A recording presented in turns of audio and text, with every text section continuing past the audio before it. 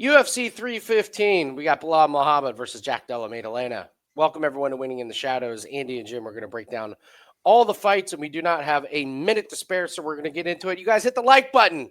I don't want to have to harp on this. Hit the like button. If you haven't subscribed to the channel, go ahead and do that and leave us a comment. I do want to take 1 second. The comment section has been on fire. You Awesome. guys are crushing, and I appreciate the comments. You guys have been super respectful. You guys have given us some really good thoughts on what your plays are. Please keep it up. It's a great community that we're building right now. It's no nonsense. It's very similar to our Discord the last few weeks on this channel. So I really, really appreciate y'all in the comment section. We're going to get to one particular comment that we got on the live show. We're going to use it as a learning opportunity. Let's do a quick recap. I will take full responsibility for our 5% play.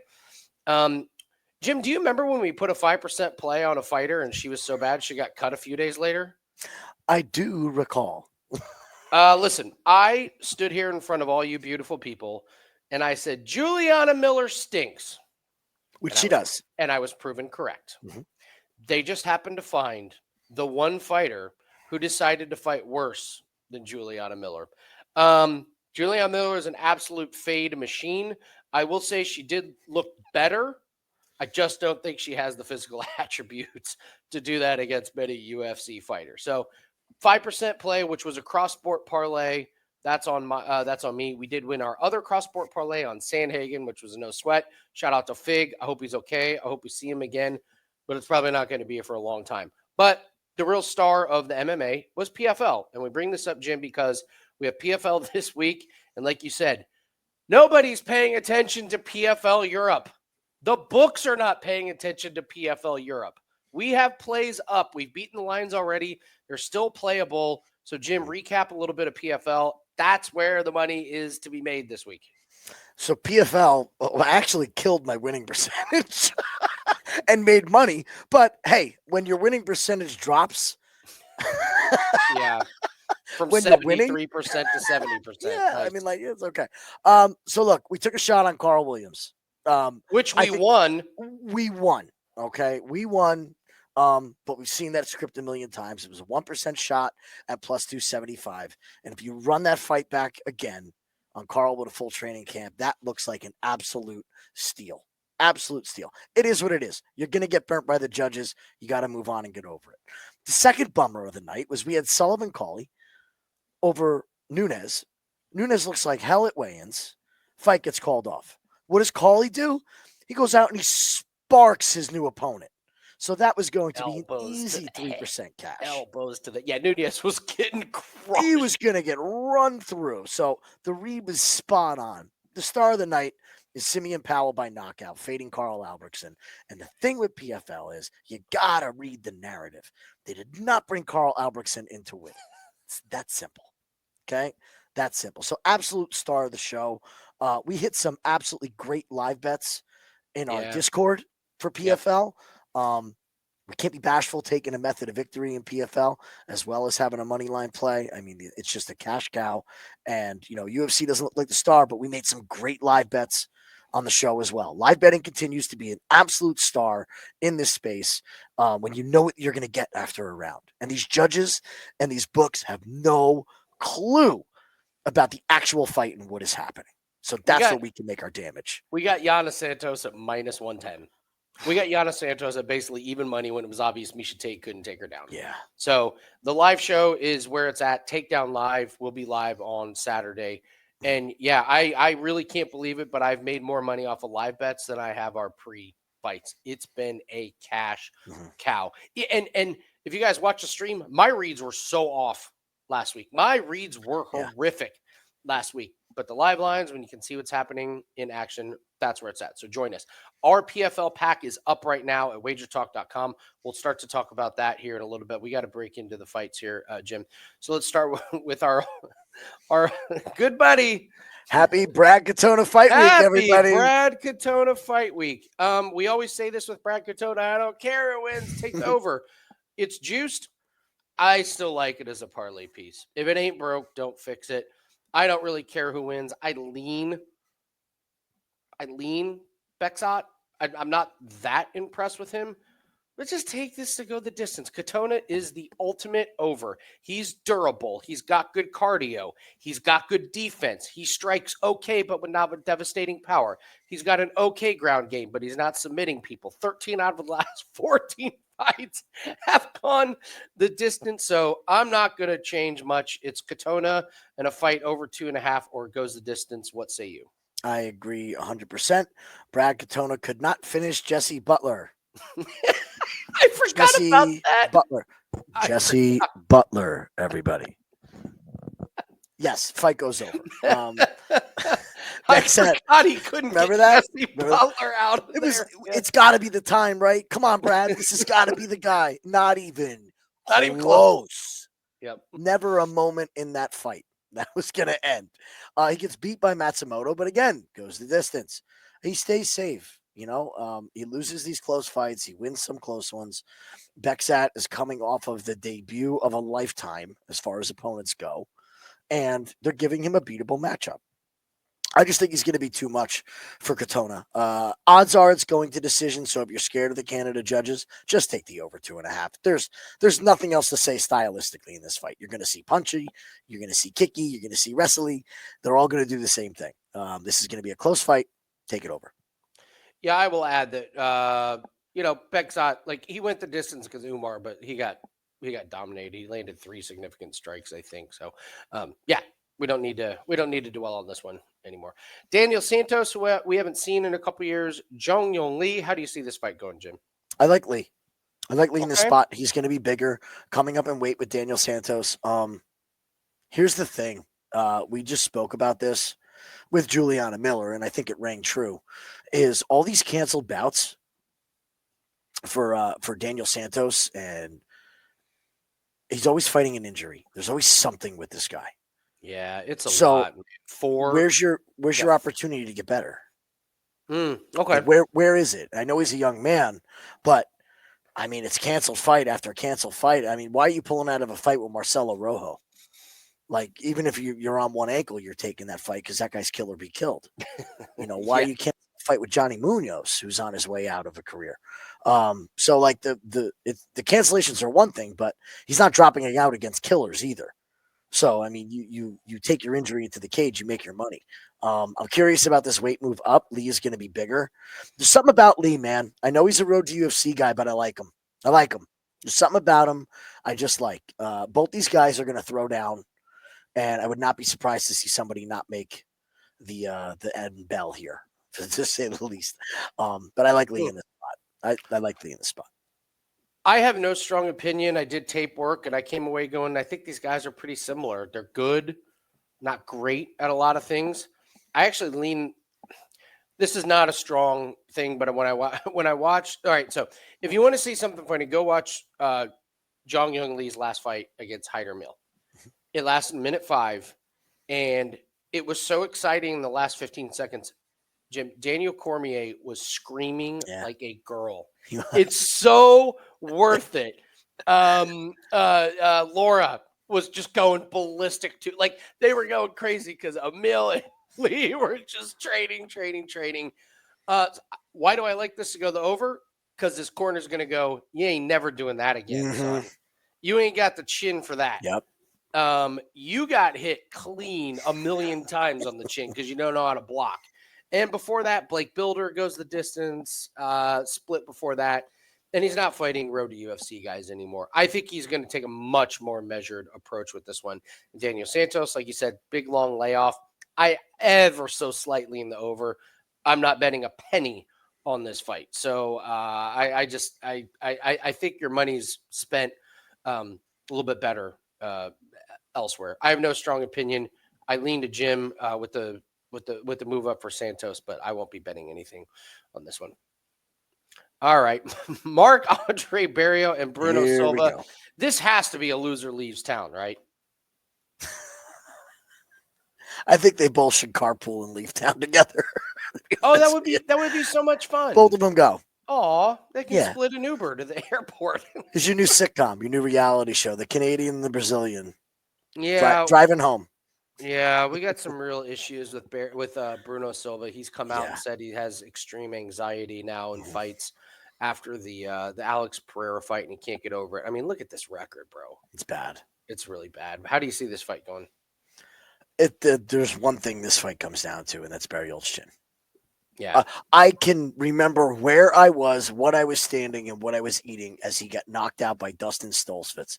A It was grappler. 10 degrees outside, and I was at a lunar fair with my newborn child freezing my you-know-what off, eating $5 roasted nuts,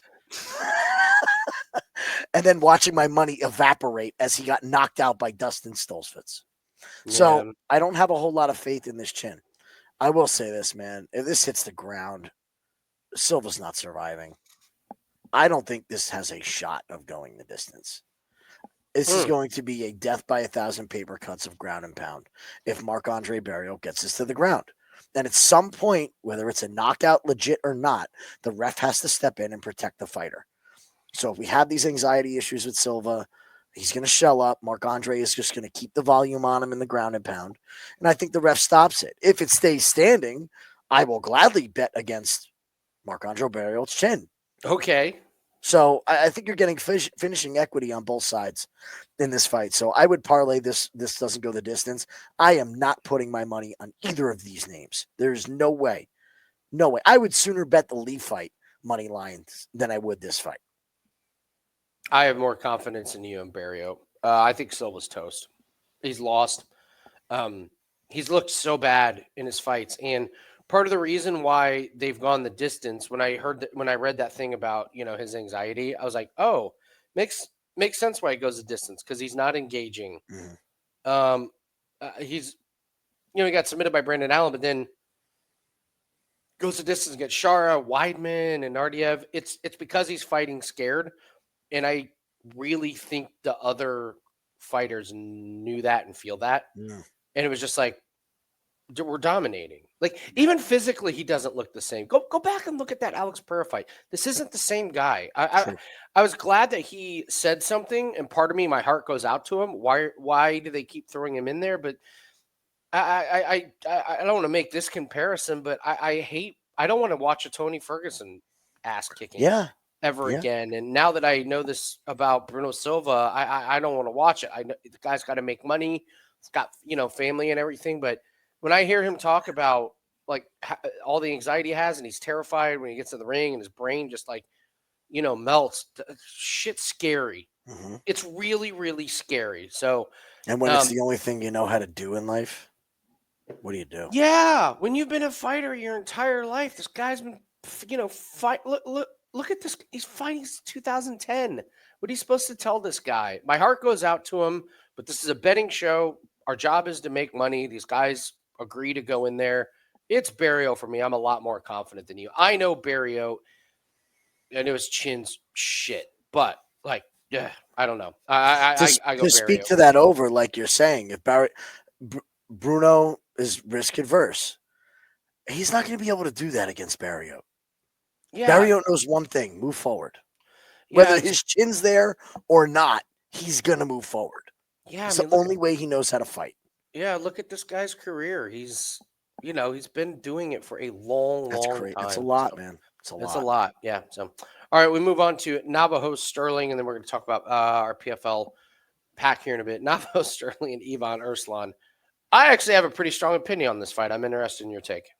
I think Ivan Erslan is absolutely horrible. He is going to be live in round 1. I think after round 1, I think Navajo Stirling's cardio is going to be enough to get him by. However, not a bet for me. I am not looking to bet on Navajo Stirling. I am looking to fade Navajo Stirling. And I'm waiting patiently to find my time to do it. We don't want to bet on good fighters. We want to bet against bad fighters. And they found a guy that is comparable to Navajo for him to fight. He has been very tailor-made so far in his UFC run, as short as it is. And I think it's going to continue.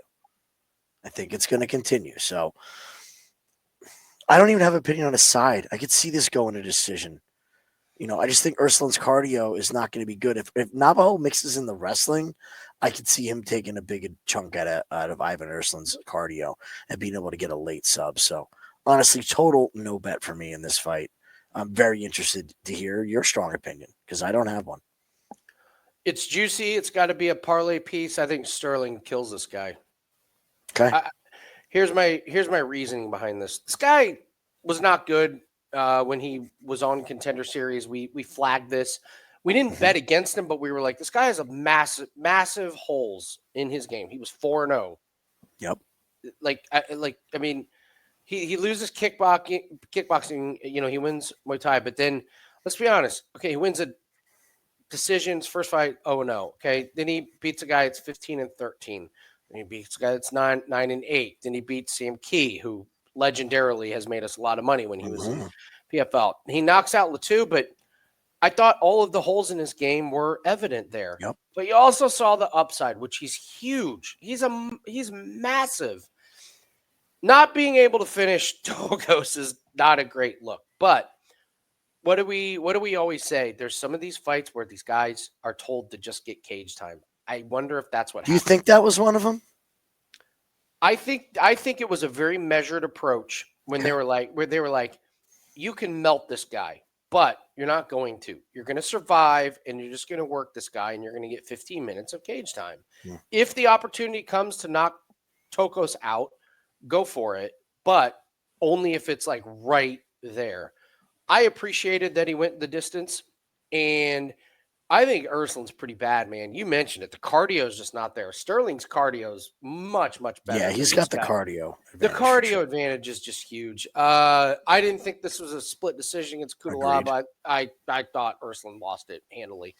And you can tell when UFC really likes these fighters when they just scrape the bottom of the barrel, and I think that's what they're doing with Stirling. I think they see something in him. So I'm just gonna roll with Stirling. I think Stirling is the guy that they're pushing. I went back and watched the Tokos fight. He looked better than I remembered him, but I was like, oh, if this is a measured approach, it looks good. It was a little bit more of a mature fight. This guy's got a lot of room to grow, but if they're going to give him layups like Erslan, I'm going to be betting on him. I think he's a parlay piece. I think he's good. I don't want to say I think he's good. I think he has the upside. Does that make sense? Yes, he's got upside. I think they brought him into UFC too early. They're going to have to give him the Raul Rosas treatment, which is just find these guys that they can randomly put him against to get him better. I'm not going to trust this guy to move up in competition until he's got 10, 11 fights under his belt. But for this one, I think Stirling rolls through Erslan. I really do. I think Stirling's upside is so much better than Erslan's. And like you said, the cardio, once Erslan gets tired, he's over. And don't forget, look, he went the distance as Cutelaba, whose cardio's about as bad as it gets. So he got a gift that he fought another guy with bad cardio. But I got Stirling in this one. All right, guys, we mentioned our PFL pack. It's called the PFL Payday. Jim is 6-2, 70% last year. I have said I think Jim is one of the best PFL handicappers in the world, along with Ian Parker, and we love Ian Parker. I think it's now 1A, 1B. I think Jim has moved into that. You have done a fantastic job with PFL. You know these fighters, and this is a PFL Europe card, which, like you said, nobody's paying attention to. So tell us about this card, how it's set up, and how we're going to profit off it. So there's 2 PFL cards this weekend. Yeah, that's true. Because why do everything simple? Anything simple. It's PFL. Let's make it as complicated and as horrible as possible. And we'll do them the same day as well. Not Friday. We'll just do them the same day. So you have PFL Mania. I'll tell everybody right now, I will not be touching a single bet on PFL Mania. It is way too volatile. These guys are 2-0, 1-1, 0-3, all fighting each other. They're all Middle Eastern fighters, very low in the experience level. The second card is an Ireland showcase. And when they do this, the PFL caters to markets. So you have all the Ireland guys, and they have found, like we just said, scraping the bottom of the barrel, they have found some gems to put against their favorite guys they want to push. And it's just very, very evident of who wants to be pushed and when in PFL, because they have limited resources to do so. They're not going to back a fighter that's not going to make them money. This is the return of Paul Hughes. He is the headliner. They have found Gabriel Miranda to fight Paul Hughes. Off the garbage heap. Yes. So Paul Hughes went from what minus 455 at open to minus 2400. When have you ever seen that? The lines are out of control. They need Paul Hughes to win to get the Nurmagomedov rematch. So if you guys watch that fight, you know how close it was.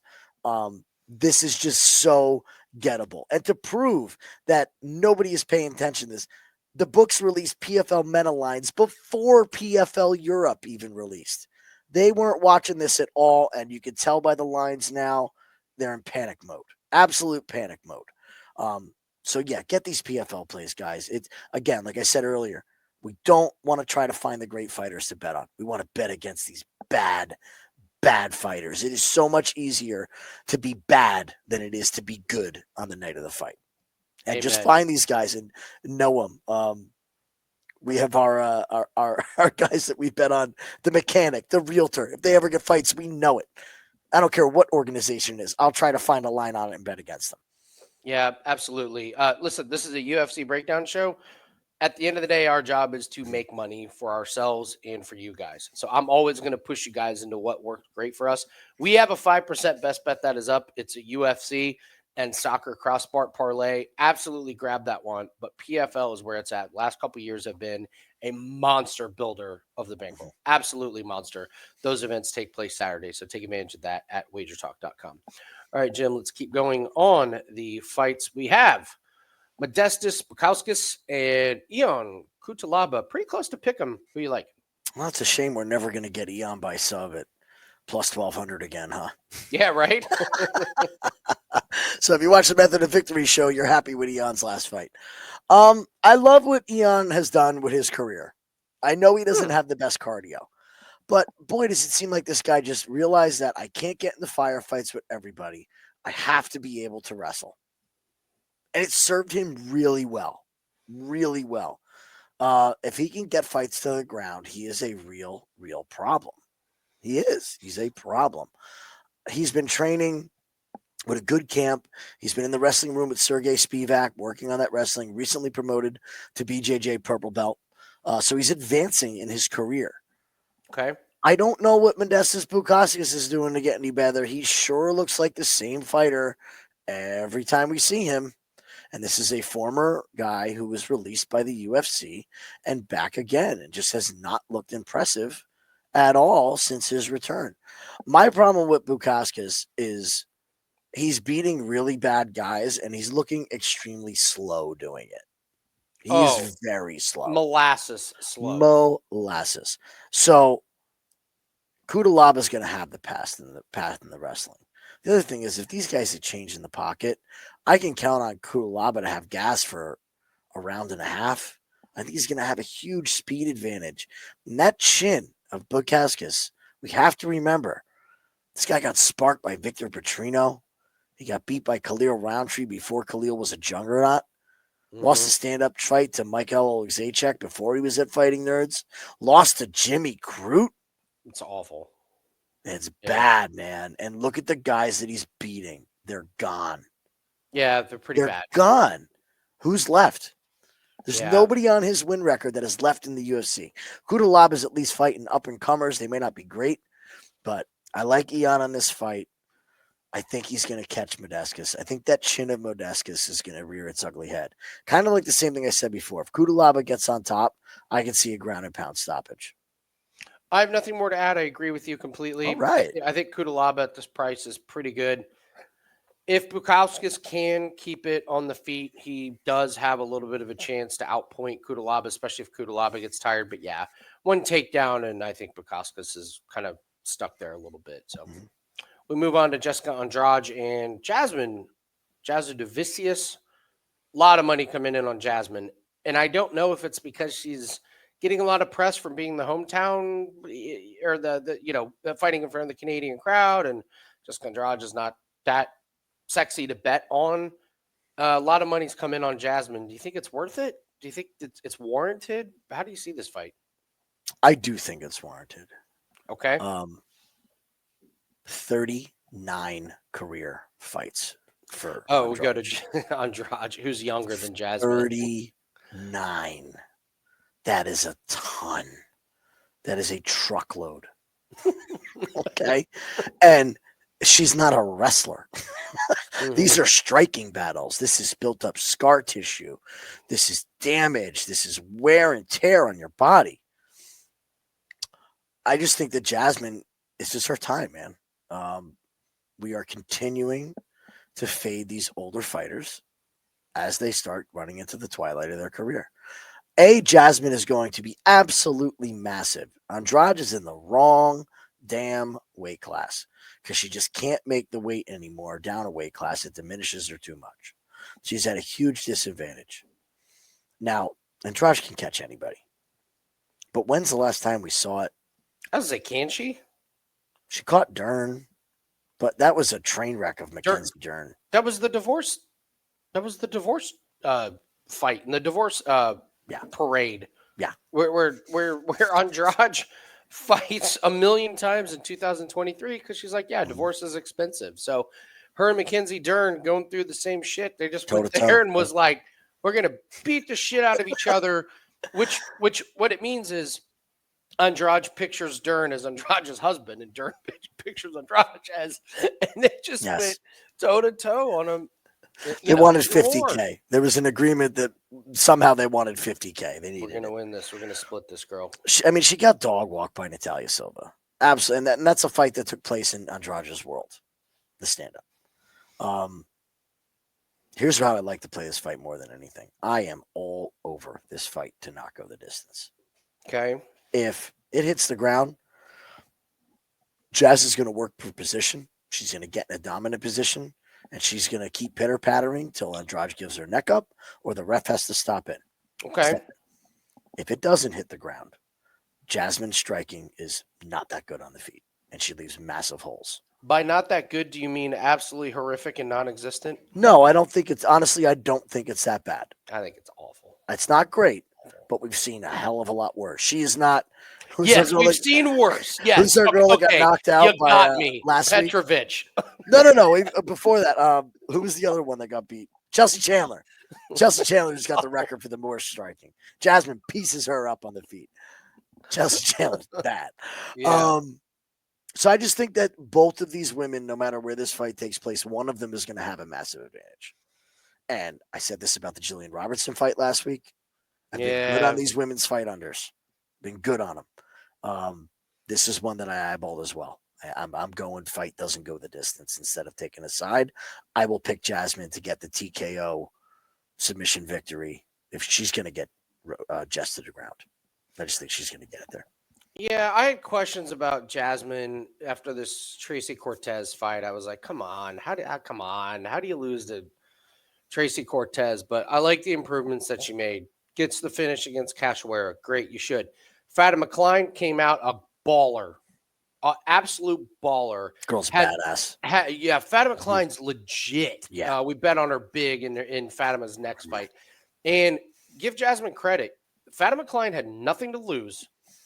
Had size, had strength, had cardio, and Jasmine beat her. That was, looking back on it, that was a tough spot for Jasmine. She handled her business. It's a no-win situation. Right? Yeah, it's a no-win situation. Yeah, so that was a nice win. Gets finished against De Silva and then Mayra Bona-Silva. Good Lord, what a head case. So I like that Jasmine's been doing what she should do. And this is all I want from fighters. Show me what you can reach your ceiling. Like, you should finish Cachoeira. Did. Yeah, Lipski's good. I like Lipski. But she's not that great on the ground. And yeah, she got finished. Beat the debutante. Great. Beat the head case of Mayra Bona-Silva. She did. Head case, but dangerous. Yeah, stayed out of the danger. Yeah. I'm with you. I think it's Jasmine. Money's come in. I get terrified with Canadian fighters in front of Canadian house, but Jasmine didn't let us down. Jasmine knows who she is, like you're saying, and I didn't think she did earlier in her career. No. So I like that she knows this is. I keep bringing him. Why do I bring up Grant Dawson every week? Why? Because I love that he makes us a shitload of money. He does make us a shitload of money. That's why I love him and Kyle Barallo and Carlos Olberg. If we could do it. So, yeah, I'm with you. It's Jasmine all day. All right. Speaking of fighters that never let the Canadian audience down, Mike Malott. Oh, wait. Mike Malott and Charles Radtke. I'm going to tell you right now, Jim, I have done a complete reversal on this one. I said on the live stream last week, we do the live stream. We just do blind look aheads where it's like, what's our gut reaction before we look at film? And I was like, oh, Malott over Radtke. I've changed. I think Radtke's a live dog here, man. What do we know about Mike Malott? I know that he's finished Mickey Gall. I know that he's finished Johan Linnaeus. I know that he's finished Adam Fugit, and that he gassed shit against Neil Magny, and then he beat Trevin Giles in a fight where he got his nose hurt or broken or something. But I don't even care about that. I think he went out there knowing that my cardio's an issue. I need to go 3 rounds. And what happened? He was bleeding. Mm-hmm. He got pieced up. Now, did he win?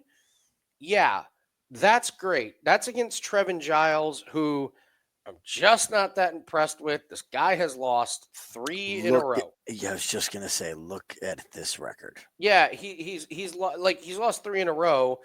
He beat Preston Parsons by split, and then Koski's his other win. I'm sorry, I'm not that impressed with that one. I'm not using the F word of fraud because Charles Radtke uses F words, other F words in his post-fight interviews. But I'm telling you, Radtke's going to push the pace, man. Radtke, this is tailor-made for Charles Radtke. The fans are going to be booing him. He loves it. He's fighting a fan favorite. He loves it. You think he's going to be intimidated by it? No. This is a man that is going to come forward. And when I looked at film, his jab and his strikes were way quicker than I remembered. He goes to decision against Blood Diamond, whatever. It was short notice on a UFC debut. He got in Australia. Yeah, this was a nightmare for him. He knocks out Gilbert Urbina, which he should have.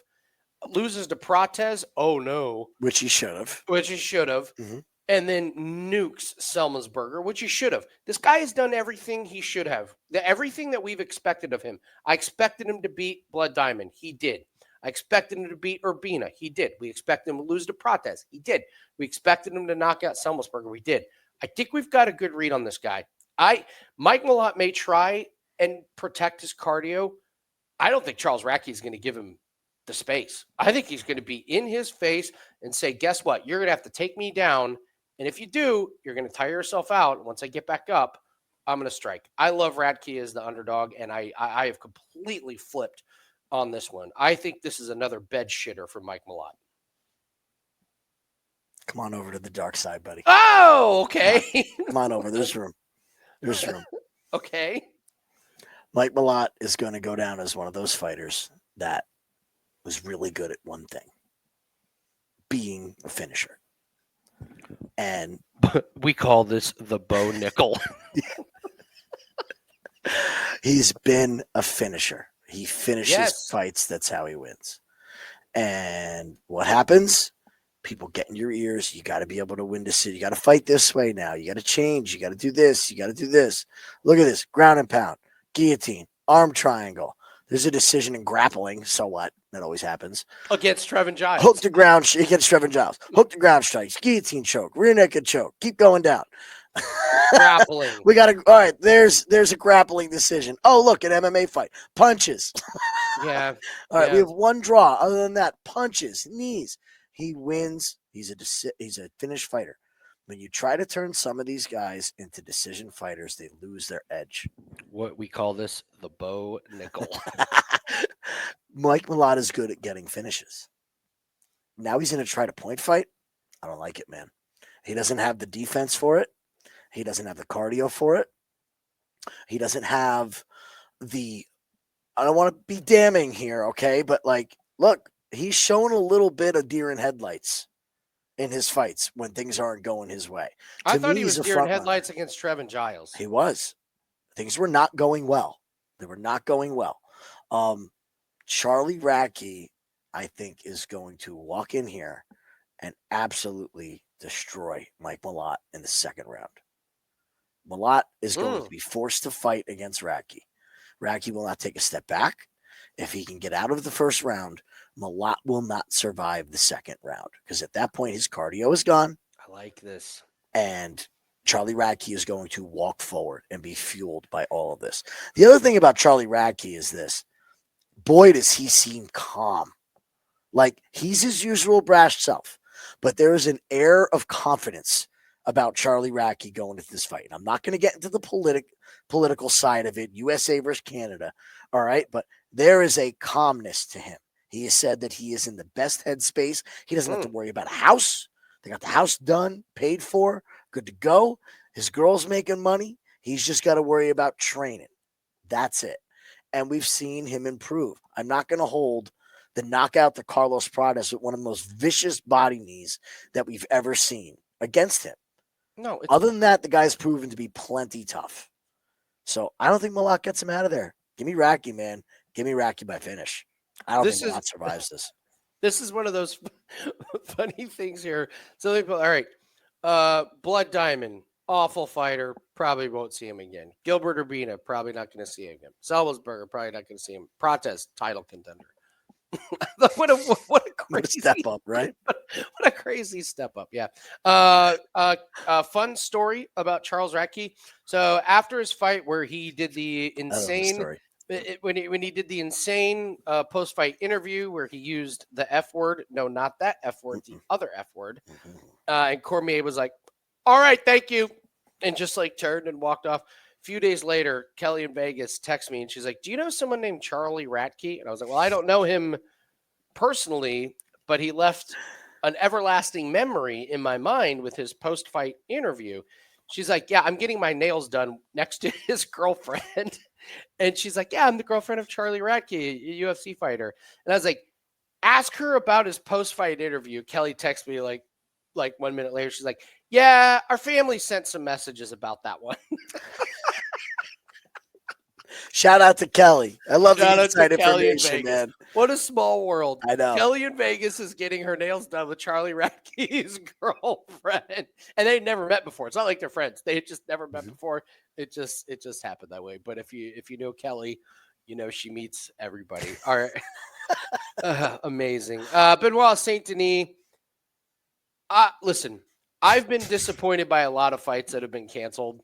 Yeah. Benoit Saint-Denis and Joel Alvarez is an all-timer. How did this not happen? Now, I'm glad Alvarez isn't going to fight like at 60% or, whatever he was because, this is a brutal sport and that fight was always going to be about violence. So, I hope he gets okay.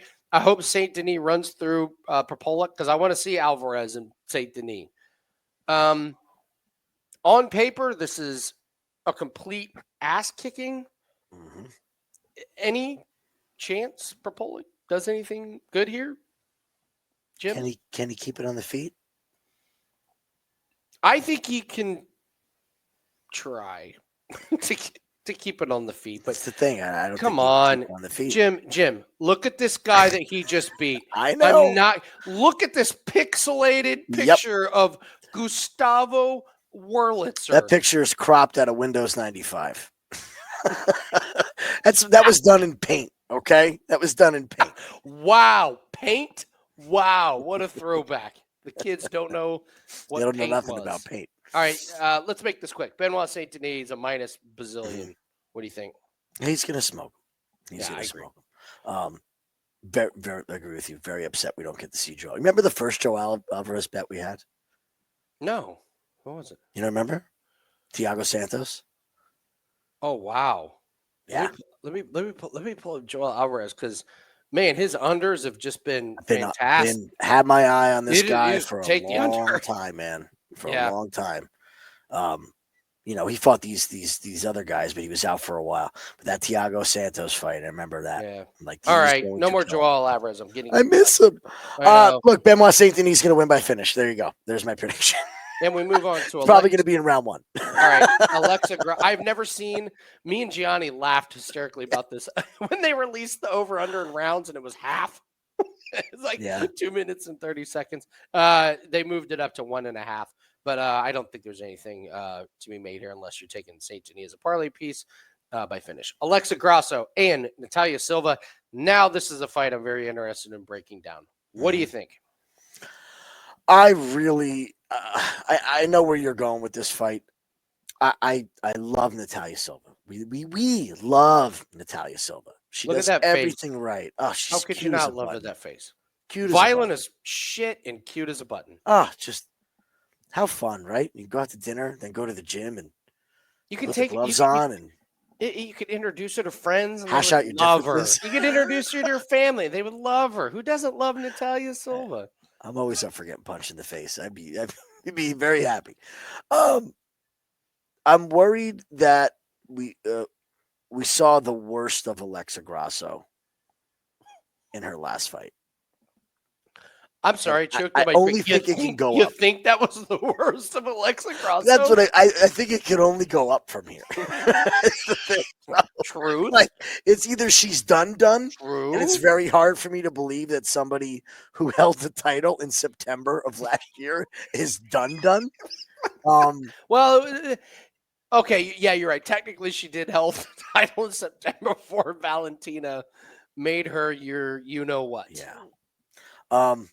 You're gonna like where I'm going with this because I didn't realize this till today. Okay. This is one of my favorite theories. Let's see who can guess it. I'll give everybody a minute.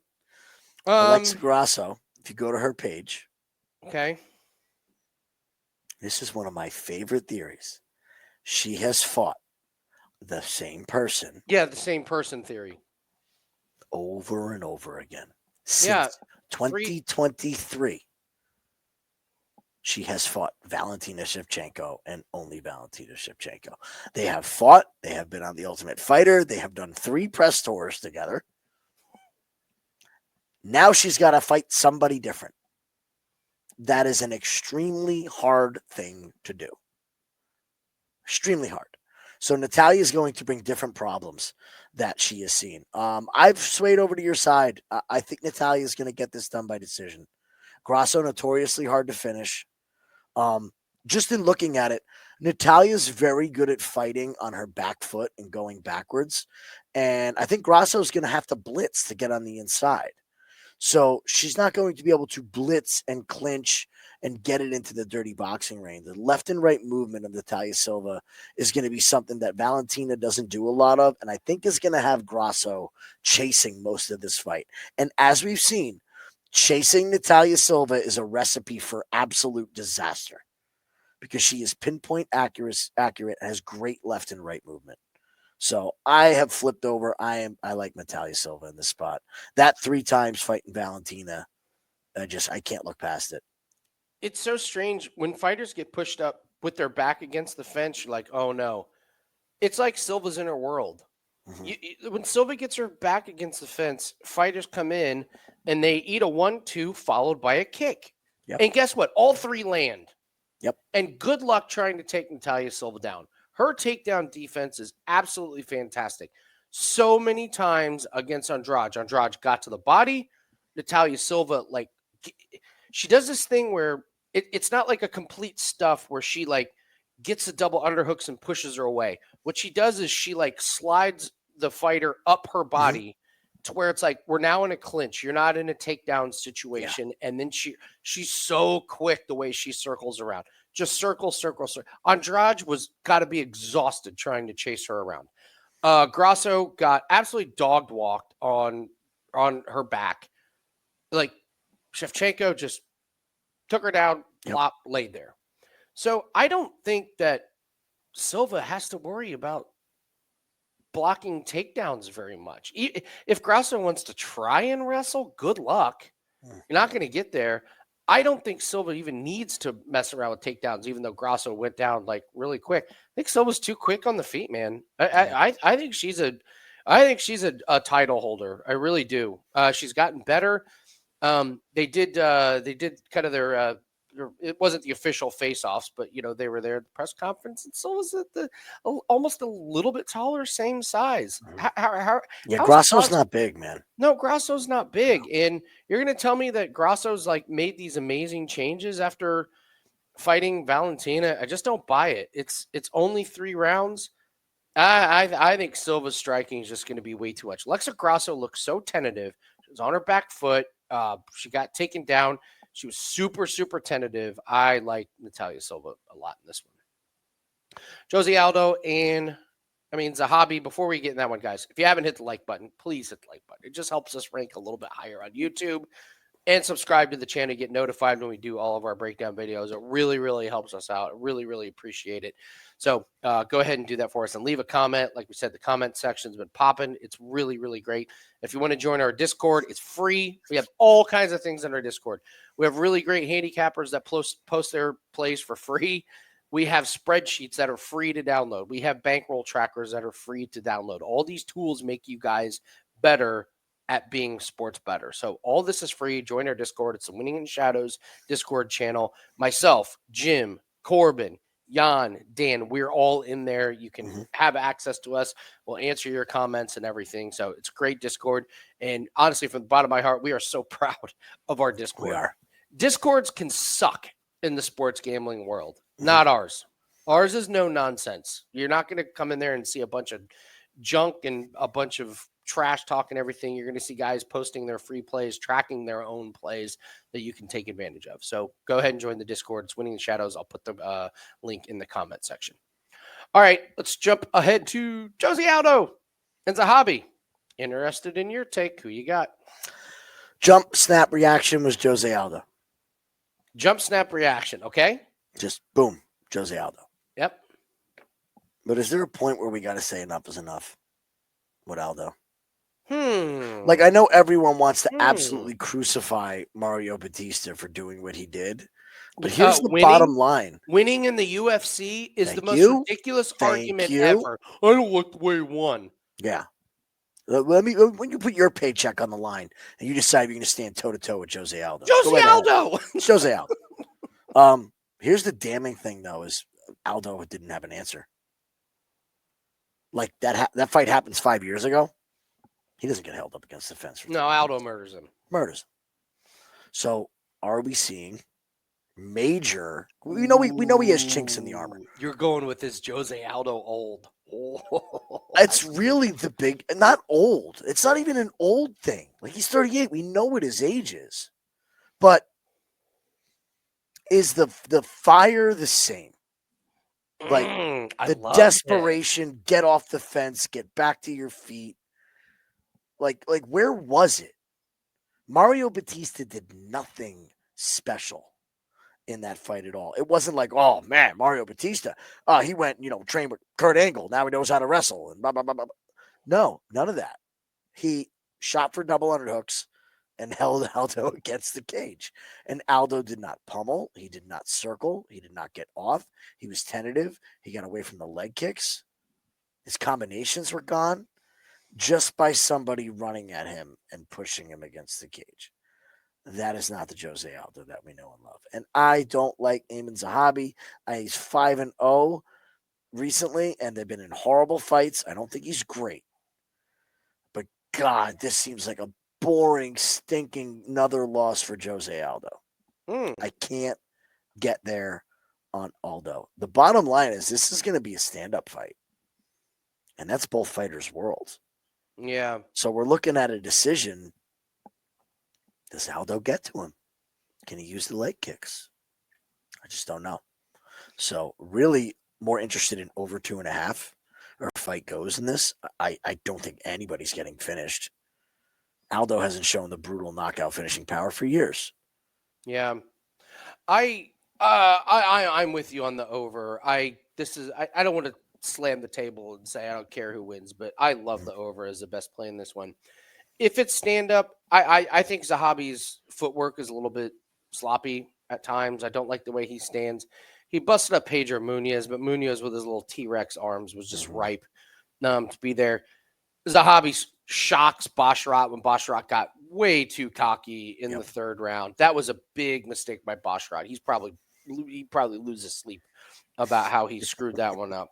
All right, knocks out Arichi Lank, Ricky Tercios, Draco Rodriguez. Bad fighters, yeah. Yeah, not that impressive. Upsetting Basharat when Basharat got over cocky and then out jabbing Pedro Munez and his 14-inch arms doesn't impress me that much. I think Aldo. I don't know what to make of this Bautista fight, but I know Zahabi isn't going to fight like that. I think it's going to be. I think it's going to be on the feet, and I think you're going to see Aldo get back to the kicks. I think you're going to back to the snappier punches. I think he's going to have the bigger moments. If you told me this went the distance and you're like, who's going to land more shots, I would say Zahabi. If you said who has the more damaging shots, I would say it's Aldo. But I'm with you. I look at this run of fights that go the distance for Aldo. 1, 2, 3, 4, 5, 6, 7, 8, 9. And I know there's a couple of those are boxing. 3 of them are boxing.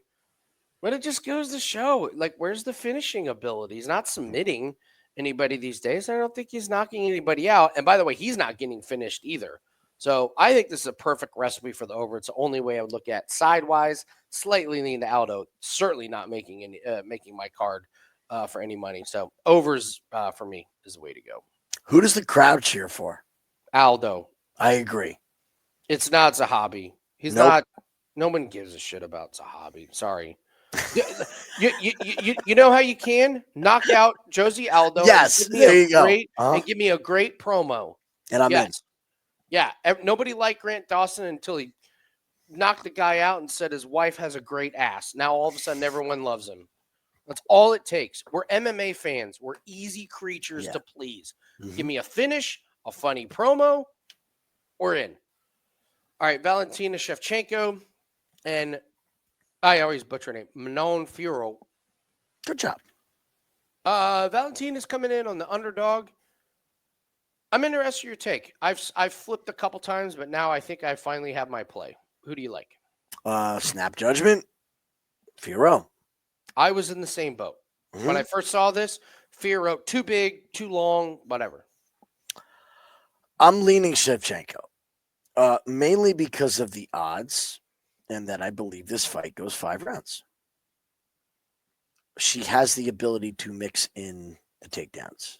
I know. Don't come for me in the comments section. All right. Everybody calm down. I just have never been impressed with Fiorot. I was like, oh, Erin Branchfield couldn't take her down. Erin Branchfield can't wrestle. Once it's on the ground, she's great. But she's not great when it comes to takedowns. The Rose fight, whatever. Caitlin Chookagian. Yes, that's Caitlin Chookagian. I know she's got a different last name. I don't care. Don't care that you got that win. Jennifer Maya. Don't care that you got that win. Bueno Silva. Don't care that you got that win. Tabitha Ricci. Yeah, but this is 2001 Tabitha Ricci. I know. And it's also 5'2" Tabitha Ricci. Yeah, Victoria Leonardo. Some of these wins are pretty good. They're pretty funny. Rose broke her finger, hand, pinky in there, and Rose isn't a wrestler, and Blanchfield's not a wrestler. Yeah, Rose got her own head that fight. She was doing very well until she broke her finger, and she was up a weight class, right? She was up. Yeah, mm-hmm. Yeah. Was that Rose's first fight at this weight class? I think it might have been her first fight. Yeah, she definitely filled out after. Yeah, that was a big step. I just think that Shevchenko has more tools. I don't believe that she is washed. I don't believe this is a retirement fight. I love this profile photo. Isn't that great? That's hilarious. Jessica I getting kicked in the eye will go down as one of the greatest moments in UFC. It was like when Elder fought Yeong. Yes. But Jim, she just fought Alexa Grasso 3 times. I know I'm contradicting myself, but when you're talking about a champion at the level of Valentina, I think she's seen everything. She's just seen everything. This is a point fighting style. If you look at the matchup, Fierro is not going to go for the takedown. She's not going to be the one to put Valentina on her ass. She is going. Hot take, Fierro Hot not take, going for right? takedowns. Okay. She is going to fight that French savant point fighting style. You're going to see side kicks. You're going to see lunging jabs at range. Okay. Don't you think that Valentina's seen this before? I can tell you she has. She's a kickboxing world champion. She's seen it multiple times over. She's She has seen this a times. million times. There is nothing that is going to surprise Valentina. It is going to come down to physical attributes, whether she wins or loses. If she wants to wrestle, I think she can dog walk Fierro. And let's be real, in that Blanchfield fight, who had better cardio in the 5th round?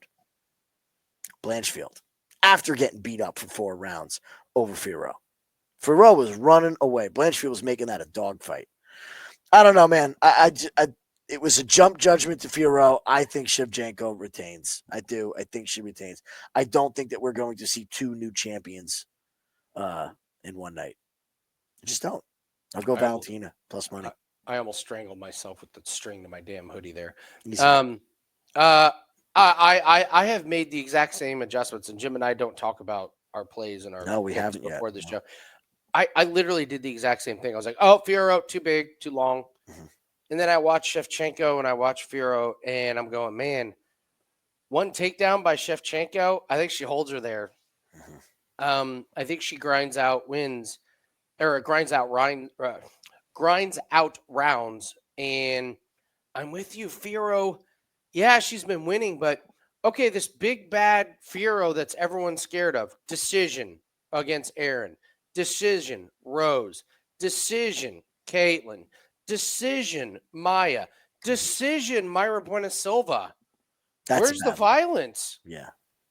Where's the big bad? Oh, this person's a killer. Knocks out Ricci, knocks out Leonardo, and we're like, oh my god! Now Leonardo gets knocked out by everybody. Yeah, and now you're going 5 rounds against the champ. Valentina ain't getting tired. She's just not. I'm with you that the plus money on Valentina is way too good to pass up. So I'm with you that it's Valentina. All right, main event time, and then we're going to do the parlay buster and the woulda, coulda, shoulda. Bilal Muhammad, Jack Della Maddalena. Did you see Ian Gary? Did you see Ian Gary spouting off about how Shavkat is injured because Ian Gary's like, no, I did it. I hurt Shavkat. That's why he can't fight. Ian Gary, always the ultimate promoter, but I can't help but like Ian Gary. I've come around. I like Ian Gary. I think he's the Bryson DeChambeau. I think in a year or 2, we're going to absolutely love him. We're going to go, can you believe this is one of the most hated men in the sport? Speaking of one of the most hated men in the sport, Bilal Muhammad faced Jack Della Maddalena. Nobody likes Bilal Muhammad. I do. I don't know why. Because he keeps cashing tickets, and that's what this show is all about. How do you see this this main event going down? I am going to keep this real simple. Everybody hates Bilal. Nobody wants to bet on Bilal. I will continue to bet Bilal until I lose. Guess what, guys? It's been really good. It's been a fantastic. Why change it now? Yeah, you have to go back to 2019 before you've lost money betting on Bilal money line. I mean, look at some of these fight matchups that, like, what a steal looking back. Diego Lima? Like, God. Really? Lyman Good? We got Bilal against? Like, just I forgot about what's like Curtis Millender. I mean, come on. Like, he never fought again. It's been a gold train. Just bet Curtis on this Millender. guy. I don't even remember this guy. Curtis Millender was a train wreck. He was a train wreck. That's why you don't remember him. He right still there. is a train wreck because he just lost to Jesse Ronson. Jesse Ronson on the juice. Oh, that's right. Jesse Ronson got busted for roids. He came back and it was one of the biggest fades of all time, and he got nuked. But now he's in bare knuckle where they promote the juice. Yeah, and so Jesse Ronson won. Jesse Ronson. All right, keep going. I just will continue to bet on Bilal. Me too. I'm sorry. I'm just not gonna buy into the Jack beat Gilbert Burns with a broken arm hype. You got your arm broken against Gilbert Burns. The ghost of Gilbert Burns. Yeah. I can't. He was losing that fight until he lands a perfectly timed knee to a gassed lightweight that shouldn't be fighting at this weight class, who's old and washed. Where's the signature win? The head case Kevin Holland, the short notice replacement Basil Hafez, Split. the head split, Randy head case Brown. Now you're down to Danny Hot Chocolate Roberts. No. Ramazan Amin. No. Pete Rodriguez. No. It's too much, guys. It's too much. Give me the champ. The champ. Yeah. Jack, I think, is just going to get walked down. Bilal is going to be a juggernaut, which he is. He's going to stay in his face. I agree. He stays in his face. He wrestles. He's not going to stand there in range and let Jack piece him up. And by the way, Bilal's fine in striking. He's fine. He can keep Jack. And this is 5 rounds. I'm sure Jack's cardio is good, but I've watched Bilal go 5 rounds, and I think he mixes in the wrestling whenever he really wants to. We saw Jack struggle with that mightily. So yeah, I don't have too much to add to that. So let's move on to the parlay buster and the woulda, coulda, shoulda. Just a real quick, guys. PFL payday. Do not miss out on this. That's all I'm going to say. Do not miss out on PFL money to build your bankroll. All right, let's do Saturday morning. Saturday morning. Yes, it starts. FYI. Saturday starts at noon Eastern on Saturday. So we'll hit that before UFC. All right, parlay buster. We got a lot of parlay pieces this week. Mm-hmm. Which one are you going with as the parlay buster? The one that could trip people up. All right, well, they gotta be Canadian. They just gotta be. So I'll jump on the low-hanging fruit. Mike Malott. Oh, that's a great one. No way. Mike Malott is prime for another ball drop on his home turf. Okay. All right, Mike Malott. All right, I need to find a parlay piece that we think it's Kyle Prepolec. Yeah. All right, a parlay piece that we think is going to trip everyone up. So this is a play that we think everybody's going to put in their parlays, and we're here to just warn you that it's dangerous. I'm going to stun you. Ready? Mm-hmm. I'm going to say Benoit Saint-Denis under 1.5 rounds is going to trip everybody up. Calling your shot. Okay. Hit us with it. Okay. Kyle Prepolec is not that great. He lost in Unified MMA by decision. He lost to Austin Hubbard by decision. He lost to Nordian Club by decision. These are not great fighters, but they are UFC fights. How does he win? First round win. How does he win? First round win. Michael DeFord as a split decision is a horrific look. I'm just going to tell you, Benoit Saint-Denis, with his previous career of being one of the most badass guys on the planet, this guy's endured a lot of damage. And what Moicano did to him was a little bit scary. I'm actually surprised he's fighting this soon. And I know this was September of last year, and this is only April this year. I wonder if some miles have come off of Benoit Saint-Denis. My sneaky play is that this fight goes over 1.5, and that Prepolec is – this guy's got 26 pro fights. Mm-hmm. He's not a bum. He's not that big of a bum. He was in the other thing is he was in fight camp. Like, he was ready to fight DeFort this weekend. So he was in shape. I think this fight goes over 1.5. I think people are going to take the under 1.5. Don't be surprised if Saint-Denis tries to get him out early and doesn't, and now we have a hug grapple fest. That's my parlay buster. All right, woulda, coulda, shoulda. This is, I know. I love it because I can just see the remotes getting thrown at the TV. I can see When it. Saint-Denis can't quite get the finish, and now he's tired. And now they go back to the corner after round 1, and Denis is like, so, all right, woulda, coulda, shoulda. This is the fight where we're like, man, why didn't we lay the farm on it? What do you got? I'll go low-hanging fruit again. The champion at sub minus 200. Okay. Bilal Muhammad. I have nowhere else to go. other than the Okay. championship fights. I just think it's silly. I think it's silly. Basil Hafez got this kid here. In a split. Basil Hafez, did he win or lose against Mickey Gall? Right? You want to play the name game? Okay. Oh no. So Jack beat a guy who I think he beat Mickey Gall, right? Okay. All right. Well, here, I can't even remember that fight. I just remember it was like, wow, Mickey Gall did really good. He did. He did. So he beat Yeah, he beat Mickey Gall. but he was not looking good. And this is great. I love it. Yeah. By the way, Basil Fez, who lost, got knocked out by Oban Elliott. Yes. All right, I have 2 nominees. So chat, leave in the comment section which one is the woulda, coulda, shoulda. I have 2 of them. I know Marc-Andre Barriault's chin is gone.